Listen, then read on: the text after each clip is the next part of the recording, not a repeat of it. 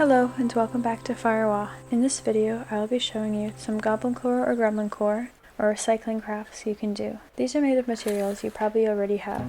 First off are some custom earrings. Take some safety pins and charms and beads. You can put beads on the safety pins in whatever order you like and close the pin and stick a stud on the bottom and then just put the stud in your ear. So you can have a safety pin earring without sticking the actual safety pin through your ear, which can look a little wonky sometimes. You can use fancy studs or plain safety pins and beaded safety pins, or mix it up. Then if you have any charms around, you can usually use the jump ring already attached to them or add another one and just slide it onto the studs. This way you can make your own dangle earrings if you only have studs or don't want to wear hook or whatever the other kind of dangly earring are.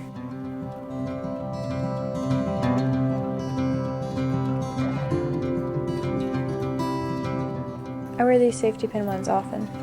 Shrinky-dinks were really popular when I was younger. Take some plastic. I think it has to have the number 6 on it. I am using a takeout container lid, but I think a spinach container lid or any other plastic with a number 6 on it will work as well. Take Sharpies and draw whatever you want. Keep in mind that the design will probably shrink considerably. Then cut it out and place it on a piece of aluminum foil. If you want to be able to hang these after you bake them, like for jewelry or charms, hole punch them before. Then cut out a piece of aluminum foil and set all of your designs on top of it and in the oven on about 325 degrees for a couple of minutes, and it's really cool to watch them bend and then flatten. I don't really know what happened with mine. I think I had them on a bit of a higher temperature, so they got a little bit warped. I was just doing this video really quickly because I had to go, but you can attach them to the jump rings or earrings or charms or whatever you want.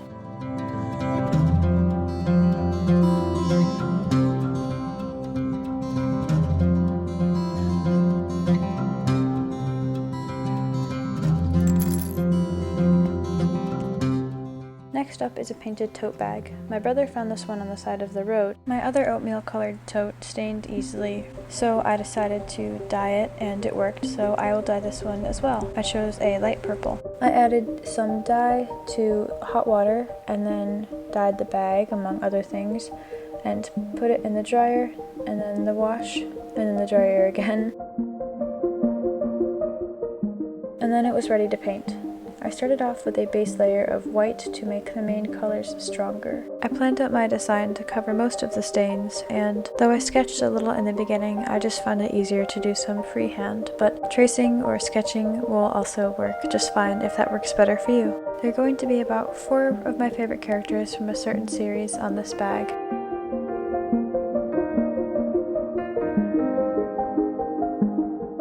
Well, it's these characters from this TV show Hilda, which if you have not seen, I highly recommend.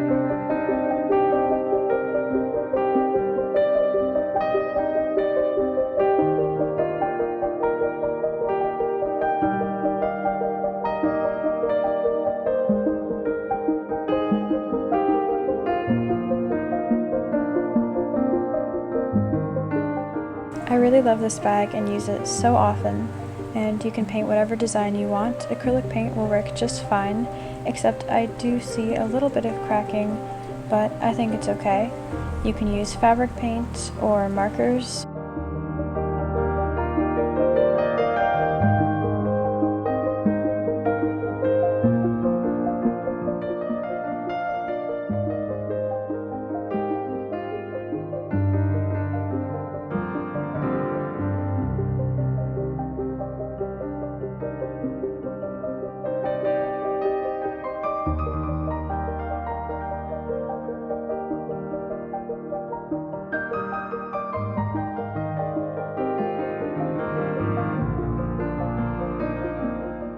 Here is a button bracelet. You'll need some buttons, embroidery string, and scissors. Pick out some buttons and string one on and tie a loop knot, or just make a little loop at the end. I continued to string them on just using the 2 holes, placing them alternating top to bottom. So I did one on one side and then the other on the other side. I continued to string them on.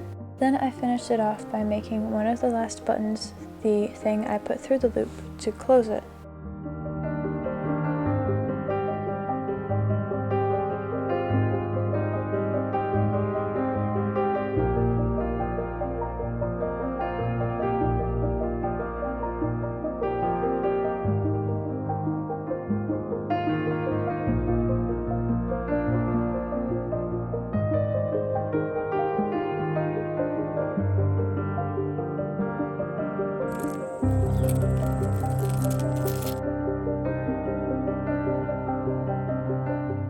Here is a sleep/bug spray. It smells kind of woodsy, so I thought it would be good to include. You'll need some witch hazel or refined coconut oil, then you'll need some essential oils, and maybe a funnel. I used lavender, mint, and lemongrass. Bugs don't like those smells, but they are good for calming down and to spray on your pillow before bed. Or if you're gonna sit outside and probably don't want some bugs bothering you, hopefully this will help a bit more. I know there's a whole thing with mid notes and base notes and top notes, but I'm not really going to follow that right now. After I put in the essential oils, I filled the rest of the bottle with witch hazel and then shook it to mix everything in. I did end up taking off the label as not to confuse anyone. Here's a little flower pot. Take an old thimble, preferably one with a flatter bottom than this, and some fake flowers. Then fill the bottom with hot glue and stick the flowers in. This one is crooked, but it's good enough. You can also paint the thimble and make it look even more like a little cute customizable garden pot to put on your desk or something.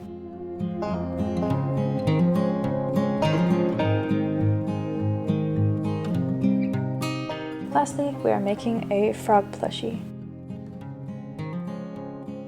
I chose these 2 fabrics as I was making a gift and I thought they would provide very nice different textures. There is the smooth satiny fabric and the soft velvet. I folded the velvet in half and made a basic frog cutout. I just kind of guessed.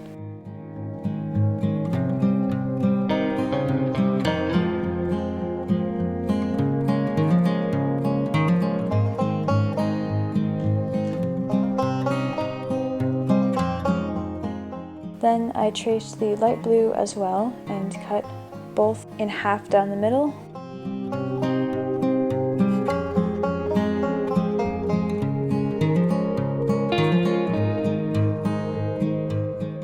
I trimmed the darker blue one into more of a curved back shape so I could get the curved back of the frog.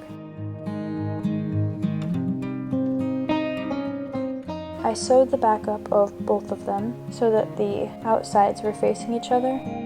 For all of this sewing, I did everything over twice because this is old thread and it rips easily, so I didn't want it to break. Then I lined up the frog satin to velvet and just sewed around the perimeter twice, leaving a little spot open near the mouth.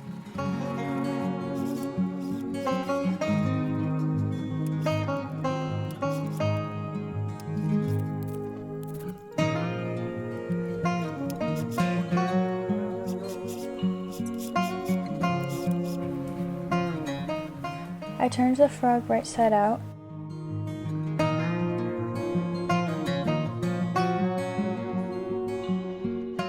Sewed buttons for the eyes. And then stuffed it with some stuffing. Then I sewed the mouth closed and I added a purple felt tongue. I think it is very cute, and I hope the person it is given to likes it very much. I know this one was a bit complicated, but I think you could alter it to look however you want, and it's just a silly little frog, and I think it could look very cute in all the different ways you guys want to make it.